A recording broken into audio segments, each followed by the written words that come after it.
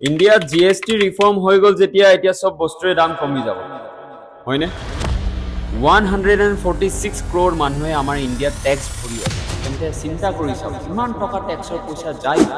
GST, toll, import, entertainment tax. Indirect direct tax মিলাই কিমান tax দি আছো আপোনালোকে গম পায়নে আমি দি আছো ইনকাম কৰ্পোৰেট ভ্যাট যোনটো আমি ভ্যালু এডেড টেক্স বুলি কওঁ কাস্টম টেক্স যদি কিবা ইম্পৰ্ট কৰি আনে হেতুৰ ওপৰত আমি টেক্স দিও entertainment tax stamp duty tax GST toll tax আৰু বহুতো এজন ৰিক্সা ঠেলা চলোৱা জনৰ পৰা মিডল ক্লাছ আপাৰ ক্লাছৰ লৈকে টেক্স দিব লাগে ইণ্ডিয়াত টুথপেষ্টৰ পৰা লৈ সৰু সাধাৰণ খোৱা বস্তু চাব লিখা থাকে ইনক্লুসিভ অফ অল টেক্স এতিয়া মেইন কথাটো হ'ল টেক্স দিয়াত প্ৰবলেম নাই কিয়া বাট আমাৰ টেক্সৰ পইচাবোৰ যায় ক'ত ইনফ্ৰাষ্ট্ৰাকচাৰ মেডিকেল ফেচিলিটিজ এডুকেশ্যন ক'ত according to UN report 1.46 billion অৰ্থাৎ আমাৰ ইণ্ডিয়াত 146 crore মানুহ থাকে আমাৰ নিউবৰ্ন বেবিৰো টেক্স দি আছে হাগিজ মেডিচিন আৰু কি 2023 মই দুবাই গৈছিলো তাত কেইটামান বস্তু কিনিছিলো আৰু মই দিছিলো ভ্যাট ভ্যালু এডেড টেক্স মই যোনটো মেনশন অলৰেডি কৰিছো যেতিয়া মই উভতি আহিলো এয়াৰপৰ্টত মোক তাত ৰখালে